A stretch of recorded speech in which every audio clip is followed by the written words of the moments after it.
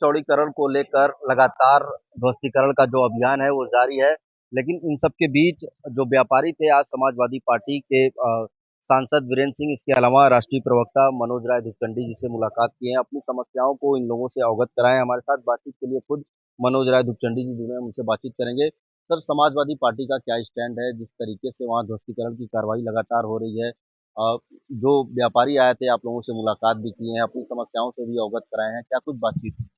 Samajwadi party Chandauli Lok Sabha के सांसद आदरणीय वीरेंद्र सिंह जी के नेतृत्व में लगातार इस प्रयास में है कि जो पीड़ित लोग हैं उनके साथ अन्याय न हो, उनकी बात सुना जाए। 2 दिन, एक बार पहले देव दीपावली के समय और अभी कल, लगातार ये सांसद चंदौली के नेतृत्व में ये कोशिश हुआ कि हम लोग वहां जाके मिलें, लेकिन प्रशासन बार बार रोक दे रहा था।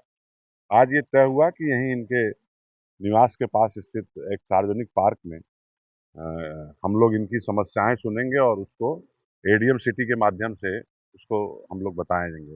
एडीएम सिटी आए थे और उन्होंने सारी समस्याओं को सुना और ये कहा है कि नहीं, हम कोशिश करेंगे कि जो बात है वो मैंने उच्च अधिकारियों से बता करके, जो रात में परेशान किया जा रहा है या जिनका स्टे है उनको परेशान किया जा रहा है, उस पर नहीं होगा।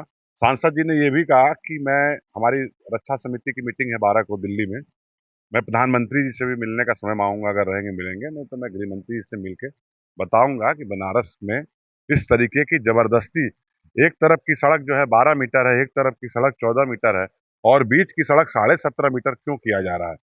जो मकान मालिक है या उसके जो किराएदार दुकानदार हैं, कम से कम उनको भी स्थापित करिए। जो एक पीढ़ी 2 पीढ़ी से यहाँ, ऐसे लोग भी आए थे, राहुल अरोड़ा आए थे जिनकी 2 पीढ़ी से यहाँ है, जिनको जिनको कोर्ट ने स्टे कर रखा है।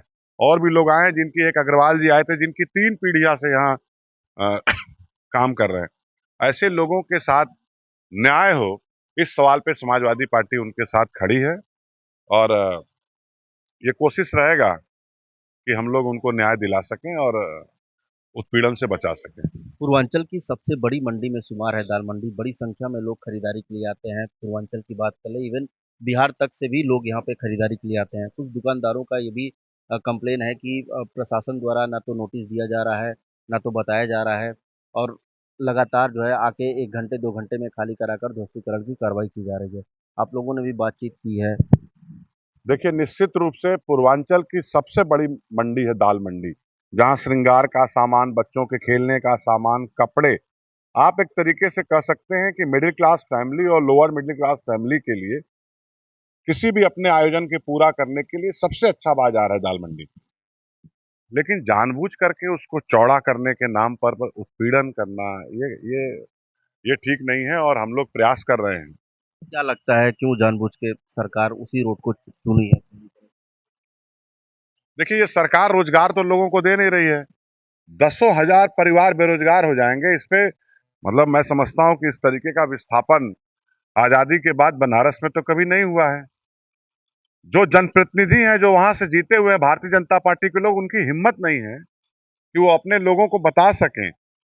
40% दुकानदार और काम करने वाले उस इलाके में हिंदू हैं, लेकिन दाल मंडी के नाम पर कि मुसलमान का है, ये बाहर बातचीत कर रहे हैं कि नहीं हम ये कर देंगे, वो कर देंगे। ये अन्याय है और इस अन्याय के खिलाफ समाजवादी पार्टी खड़ी रहेगी। सांसद वीरेंद्र सिंह जी ने कहा है कि हम इस सवाल को प्रधानमंत्री और गृह मंत्री तक उठाएंगे। कल भी उन्होंने कहा और आज भी कहा कि समाजवादी पार्टी के राष्ट्रीय अध्यक्ष आदरणीय अखिलेश यादव जी के निर्देश पर हम लोग काम कर रहे हैं। लड़ाई बड़ी होगी, सबको न्याय मिले, समाजवादी पार्टी की यही मांग थी आज।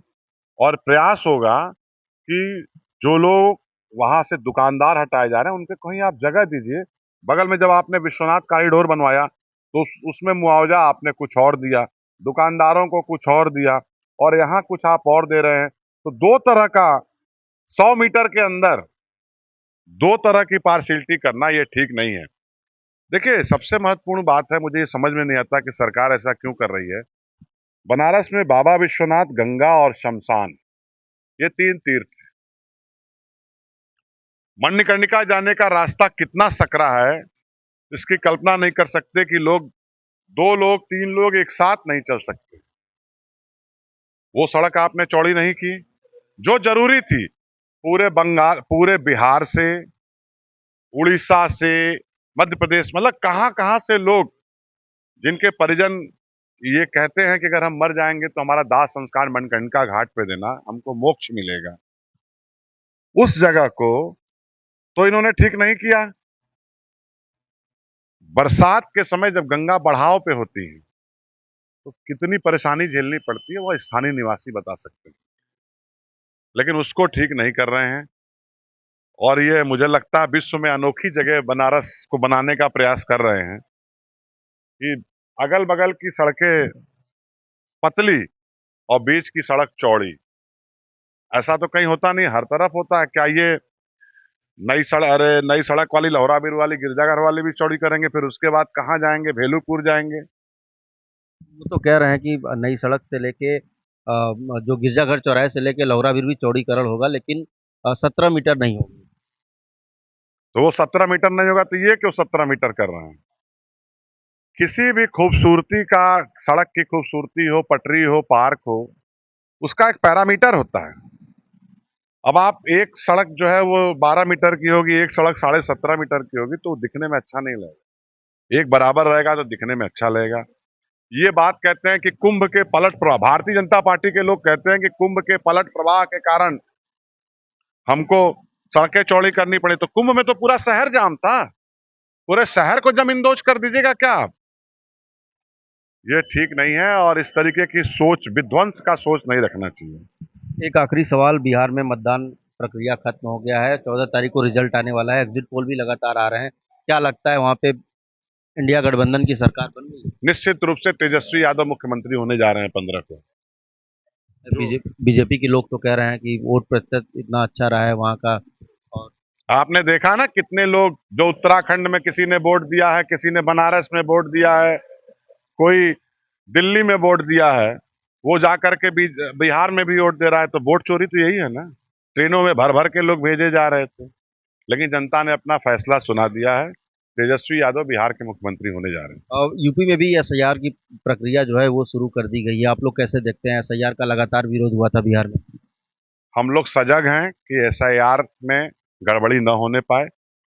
हमारे बीएलए तैयार हो रहे हैं और हम लोग सजगता से इसको काम करेंगे। हम इनको मनमानी नहीं करने देंगे। चलिए, बहुत शुक्रिया बातचीत के लिए। तो ये थे हमारे साथ बातचीत के लिए समाजवादी पार्टी के राष्ट्रीय प्रवक्ता मनोज राय दुखचंडी जी। इनका साफ तौर पे कहना है कि दाल मंडी के अलावा कोई और ऑप्शन भी हो सकता था, लेकिन सरकार जानबूझकर इस तरीके की कार्रवाई करवा रही है। वाराणसी से विनीत श्रीवास्तव, भारत समाचार।